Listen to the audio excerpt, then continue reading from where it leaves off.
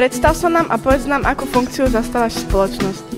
Volám sa Kristína Vartašová a som viceprezidentka ľudských zdrojov. Volám sa Simona Moskaľová a som viceprezidentka financií. Volám sa Michála Vasilová a som viceprezidentka marketingu. Volám sa Kristína Žataniová a som viceprezidentka výroby. Volám sa Štefan Kaučák a som prezident študentskej spoločnosti Trebišov.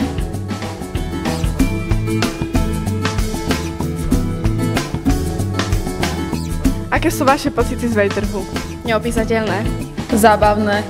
Nezabudnutelné. Úžasné. Nemám slov.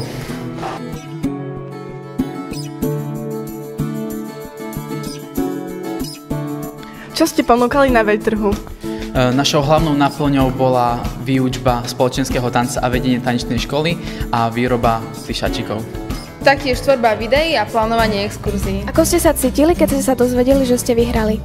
Bola som z toho dosť prekvapená. Bola som šokovaná. Vôbec sme to nečakali.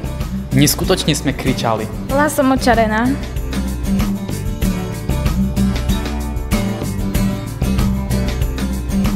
Aká to bola pre vás skúsenosť?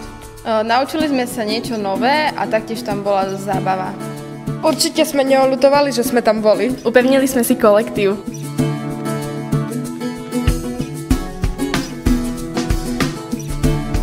Zopakovali by ste si to?